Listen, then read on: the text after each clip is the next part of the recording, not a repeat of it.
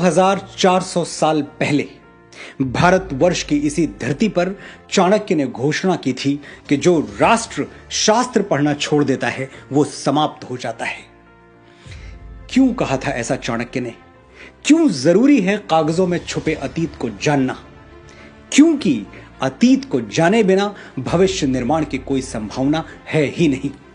जो देश अपना इतिहास भूल जाता है उसका भूगोल अपने आप समाप्त हो जाता है।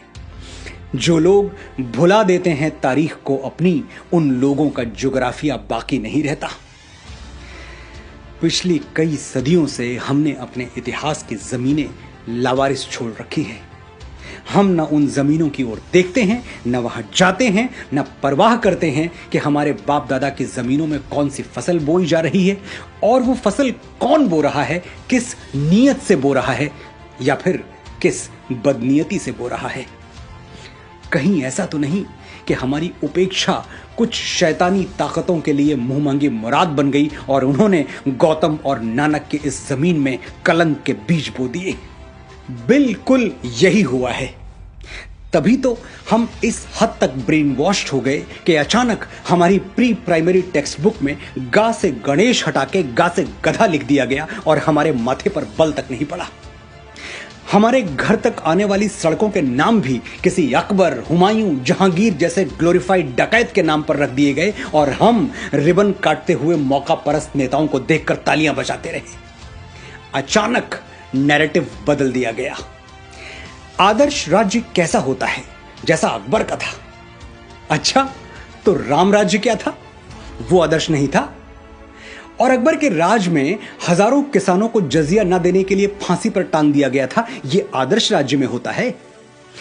ये तो हमें ढोल बजा के बताया गया कि अकबर ने जजिया माफ कर दिया था, लेकिन माफी से पहले जजिया का खूनी इतिहास हमें कभी नहीं पढ़ाया गया।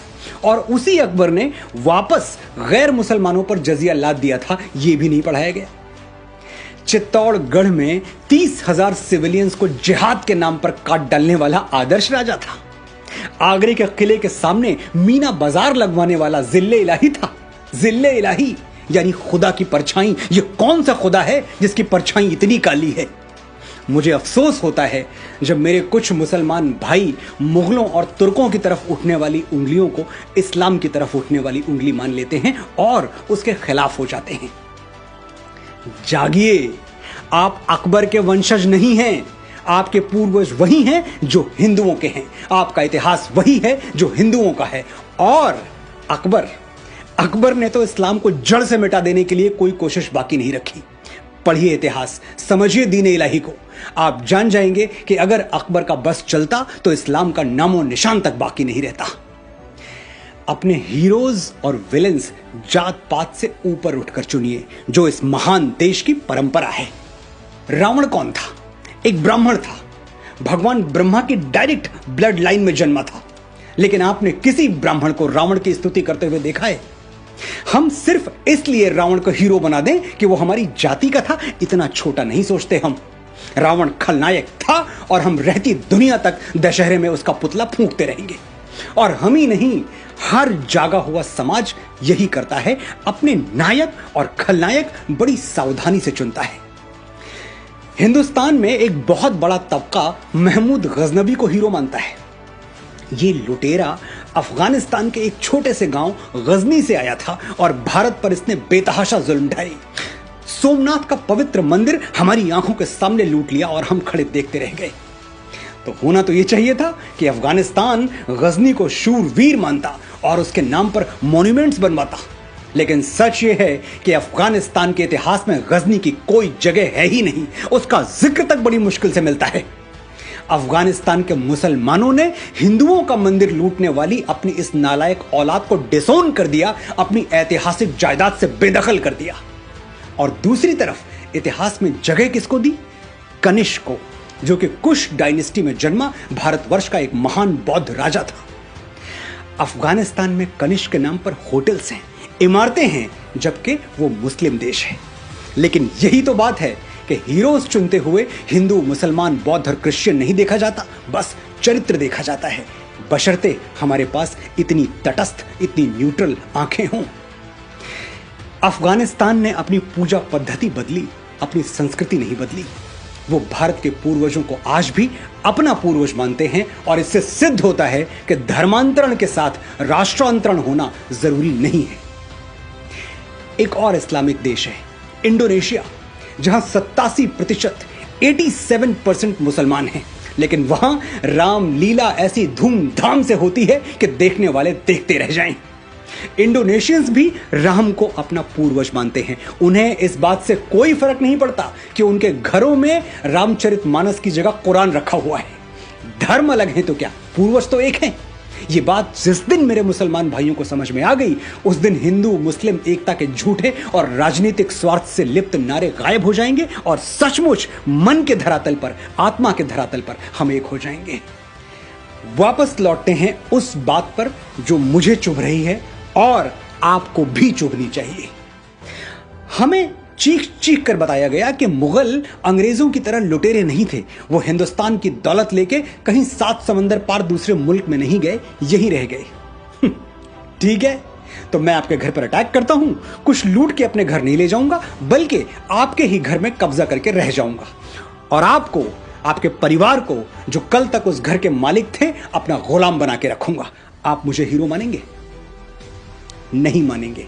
तो मुगलों को हीरो क्यों मानते हैं और क्यों ऐसी कमजोर दलीलें देते हैं जिस पर हंसी आ जाए? एक और दलील है कि मुगलों की हुकूमत में 200 सालों तक कोई सिविल वॉर नहीं हुआ, इतनी शांतिप्रियता बनी रही। यह किसी ने नहीं बताया कि ग्वालियर के किले में मुगलों की तरफ उठने वाली आंखों में जलता हुआ सरिया घोंप दिया जाता था, तो बगावत की हिम्मत कौन करता? और ग्वालियर कोई अकेला किला नहीं है। मुगलों के शासन में ऐसे हजारों कंसंट्रेशन कैंप्स थे जो हिटलर के कैंप्स को शर्मिंदा कर दें। जिन आतताइयों ने तख्त को रिश्तों, नातों, मर्यादाओं और उसूलों के ऊपर रखा, हुकूमत के नशे में अपने बाप को कालकोठरी में ठूंस दिया, अपने ही भाइयों के गर्दनें उतार ली। अगर उनके राज में शांति बनी रही तो वो शांति ऐसी ही थी जैसे सद्दाम हुसैन ने इराक में बनाकर रखी थी या फिर किम जोंग टू ने नॉर्थ कोरिया में बनाकर रखी हुई है। ये दोनों नाम गूगल कर लीजिएगा, आपको मेरी बात समझ में आ जाएगी। ये मुगल और तो खैर कहीं भारतीय संस्कृति से प्रभावित नहीं हुए, लेकिन बाबा तुलसी की एक चौपाई का अनर्थ इन्होंने जरूर कर दिया। भय बिन होए न प्रीत, डर के बिना शासन नहीं चल सकता। बस ये भूल गए कि श्री राम ने किन परिस्थितियों में डर का सहारा लिया था। जब समुद्र हजारों विनतियों के बावजूद उन्हें लंका जाने के लिए, अपनी प्राण प्रिया सीता को रावण के चंगुल से छुड़ाने के लिए रास्ता नहीं दे रहा था, तब राम विवश हो गए थे बल प्रयोग के लिए। विनय न मानत जलधि जड़, गए 3 दिन बीती, बोले राम सकोप तब, भय बिनु होए न प्रीति। राम ने साम्राज्य विस्तार के लिए कभी भय का सहारा नहीं लिया। राम राज्य में रहने वालों के लिए राम की घोषणा क्या थी जानते हैं? राम राज्यवासी त्वम प्रोचिरस्व ते सिरम, न्यायार्थम युद्धस्व सर्वेषु समम कर, परिपालय दुर्बलम विधि धर्मम वरम, प्रोचिरस्व ते सिरम, राम राज्यवासी त्वम। You live in Ram's kingdom, hold your head high, fight for justice, treat all as equal, protect the weak, know that dharma is above all। Sir उठा के जियो, निर्भय होके जियो, ये राम राज्य है। ऐसे राज्य की तुलना अकबरी कुशासन से हंसी आती है। हम सदियों से इस बात पर खुश होते आ रहे हैं कि शेर शाह सूरी ने दुनिया की सबसे लंबी सड़क बनवा दी, लेकिन श्री राम ने समुद्र पर, पानी पर पुल बना दिया। इसके लिए हम सैटेलाइट इमेजेस मांगते हैं, वरना विश्वास ही नहीं करेंगे। महाराणा प्रताप ने हल्दी घाटी का युद्ध हारा नहीं, यह सिद्ध करने में उस महान मेवाड़ी वीर की आत्मा को 450 साल लग गए। उस दिन हल्दी घाटी में वो राजपूत कुलद्रोही मान सिंह तो महाराणा को नहीं हरा पाया, लेकिन हमारे अविश्वास ने हरा दिया। और महाराणा कोई अकेले नहीं है। पता नहीं अपने कितने वीरों को हमने गुमनामी की अंधी सुरंग में एड़ियां रगड़ के मर जाने दिया और उन जालिमों को झुक के सलाम बजाते रहे जिनके दुष्कर्मों से भारत मां आज भी खून के आंसू रो रही है। समय आ गया है कि हम अपने गिरेबान में झांक कर देखें।